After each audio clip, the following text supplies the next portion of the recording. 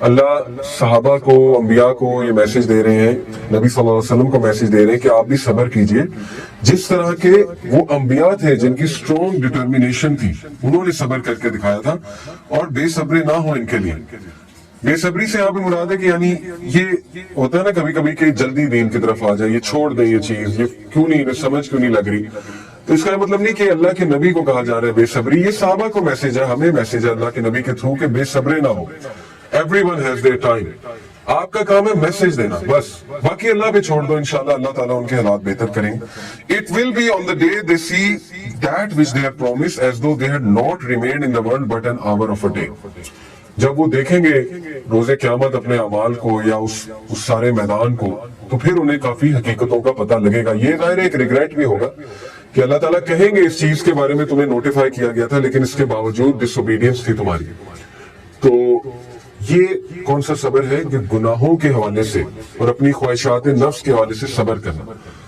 جیسے یوسف علیہ السلام کو اللہ نے ٹیسٹ کیا، اور یوسف علیہ السلام had every opportunity to commit sin. خوبصورت بھی تھے، مشہور بھی تھے، ایلیٹ کلاس کے، وہ آلموسٹ بیٹے بن چکے تھے، ٹھیک ہے نا. آئے تو ایسے غلام تھے لیکن عزیز مصر نے بیٹا ہی بنا لیا تھا آلموسٹ، اور ان کا راز چھپ بھی جانا تھا. جو عورت انہیں دعوت گناہ دے رہی تھی اس نے بھی چھپا لینا تھا، ٹھیک ہے نا، کسی کو پتہ بھی نہیں لگنا تھا. تو اس سے زیادہ اور کیا اپرچونٹی ہو سکتی ہے گناہ کرنے کی ایک شخص کے پاس. لیکن اس موقع پہ، اس پیک مومنٹ میں آپ دیکھیں یوسف علیہ السلام نے اللہ تعالیٰ سے مدد طلب کی.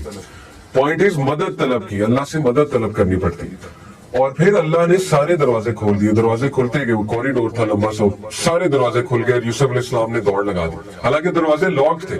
کیسے کھل گئے؟ امپاسبل سچویشن کیسے پاسبل بن گئی؟ اللہ نے بنائی. پوائنٹ اس کہ انہوں نے شو کیا میں بچنا چاہتا ہوں، نفس امارہ سے پناہ مانگی. نفس امارہ برائی کی طرف اکسانے والا نفس ہے.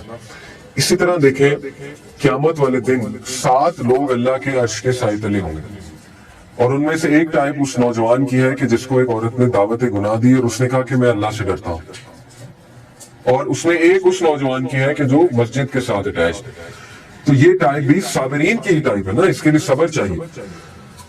ابو ہریرہ رضی اللہ عنہ نے فرمایا کہ نبی صلی اللہ علیہ وسلم نے فرمایا Allah will provide shade to a man to whom a beautiful woman of high status seduces but he rejects her by saying I fear Allah.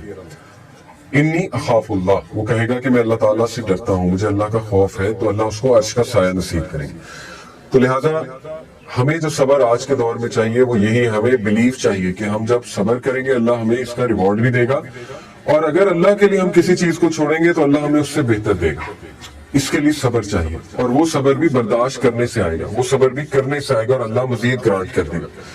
تیسری جو ٹائپ ہے، third aspect of patience, it is to be content with the decree of Allah at the time of calamity. یہ لقمان علیہ السلام نے اپنے بیٹے کو کہا تھا نا، سورہ لقمان کی آیت نمبر 17 ہے، یا بنی اقم الصلاۃ وامر بالمعروف وانہا عن المنکر واصبر علی ما اصابک ان ذلک من عزم الامور. اے میرے بچے نماز قائم کر. اب یہ سارے صبر کے کام ہیں. نیکی کا حکم دے، برائی سے روک، and be patient over what befalls you. صبر کر، جو بھی علی ما اصابک، جو بھی مصیبت تجھ پہ آ جاتی صبر کر.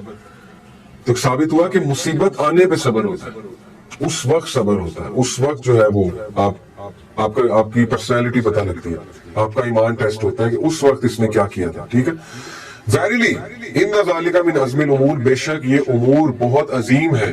اسٹرانگ ڈٹرمینیشن مانگتے ہیں، ہر کوئی نہیں کرتا، لیکن جو کرتا ہے وہ بہت ہی عظیم انسان ہے. اسی طرح میں نے آپ کو پورا بتایا کہ اللہ کے نبی صلی اللہ علیہ وسلم نے ایک عورت کو کہا کہ صبر کر، اللہ سے مدد طلب کر. اس نے کہا کہ آپ کو کیا پتا. بہرحال پھر اس نے کہا میں معافی مانگتی ہوں، میں صبر کروں گی. تو اللہ کے نبی نے کہا کہ verily patience is at the first strike انما الصبر عند الصدمة الاولى. صبر صدمے کے شروع میں ہوتا ہے، بس اسی کو صبر کہتے ہیں. بعد میں تو سب، لیکن 6 stages of grief کیا ہے سائیکالوجی میں. جب کوئی ایسا حادثہ ہو جائے، گریف آ جائے شدید آپ کو، پہلے کیا ہوتا ہے؟ شدید سیڈنس. اس کے بعد ہوتا ہے ڈینائل، انکار اس چیز کا. اس کے بعد ہے ڈپریشن. 6 stage ہوتی ہے ایکسپٹنس. ایکسپٹ کر لیتا ہے، کچھ ہو نہیں سکتا. ٹھیک ہے نا، نارملی ایسے ہی ہوتا ہے. کچھ لوگ ڈپریشن کی سٹیج میں بہت آگے چلے جاتے ہیں، لیکن یہ کہ نارملی ایکسپٹ کر لیتا ہے بندہ. تو مومنٹ جو ہوتا ہے نا، میں سمجھتا ہوں کہ وہ گریف کی سٹیجز میں نا جلدی فوراً سے، میرے خیال مومنٹ جو ہے نا 10 منٹ بعد ایکسپٹنس میں آ جاتا ہے.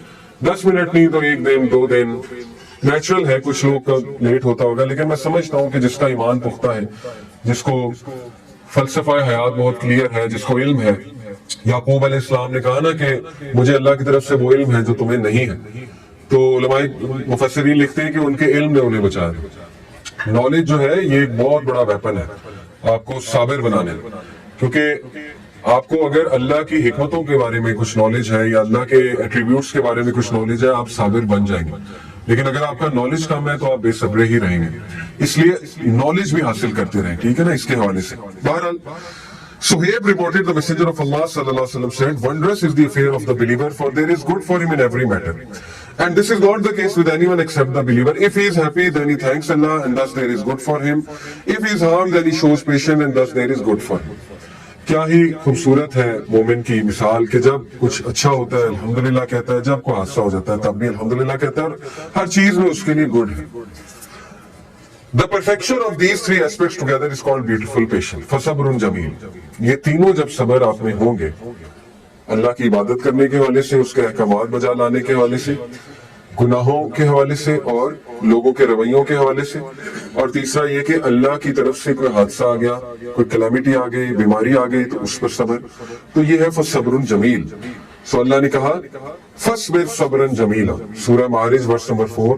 So be patient with beautiful patience. صبر کر بہت ہی جمیل صبر کے ساتھ, بیوٹیفل پیشنس کے ساتھ. صبر کو بیوٹیفائی کرو.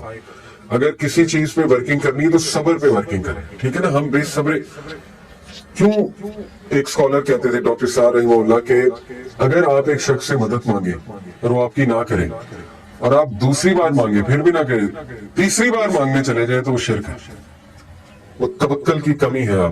آپ کو وہ بندہ نظر آ رہا, آپ کو اللہ نظر نہیں آ رہا, آپ بندوں کے رحم و کرم پہ آگے. اور کئی بار میں آپ کو یہ بتا چکا ہوں کہ یہ سوچنا کہ یہ بندہ میرا مسئلہ حل کر دے گا, یہ بھی شرک ہے. کہنے میں بندے نہیں کر سکتے مسئلہ حل, بندوں کے پاس صرف کچھ سجیشن ہوتی ہے, کوئی تھوڑا بہت آپ کو باتیں بتا دیں گے, لیکن بندے پہ توکل کرنا اللہ کو چھوڑ کے. میں نے کئی بار دیکھا ہے لوگ ویٹ کرتے ہیں, 1 مہینہ ویٹ کرتے ہیں کہ میں بس کسی طرح بات کر لوں میرا مسئلہ حل ہو جائے گا. ایسے نہیں ہوتا ہے, وہ اللہ ٹیسٹ کر رہا. میں نے تو آپ کو واقعہ پورا سنایا کہ بنی اسرائیل کو حکم دیا گائے ذبح کرو, جاؤ. کوئی بھی گائے ذبح کر لیتے, مسئلہ کس نے حل کرنا ہے؟ اللہ نے. وہ کن کمپلیکیشنز میں پڑ گئے, کلر کیا ہونا چاہیے, گائے کیسی ہونی چاہیے, پریگننٹ ہونی چاہیے یا نان پریگننٹ ہونی چاہیے, وغیرہ وغیرہ. اللہ نے کہا ٹھیک ہے پھر اب میں اور مشکل بناتا ہوں ان کے لیے, اور وہ اتنا مشکل ہو گیا پھر کہاں سے لائیں.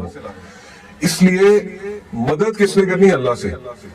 آپ کسی سے بھی بات ڈسکس کر لیں گے نا, کسی بھی نیک انسان سے, اللہ اس کے تھرو کچھ کہلوا دے گا, آپ کی مدد ہو جائے گا, اللہ اس کے تھرو آپ کو کوئی سولوشن دے دے گا. لیکن ہماری ظاہر ہے ہماری کمزوری ہے یہ کہ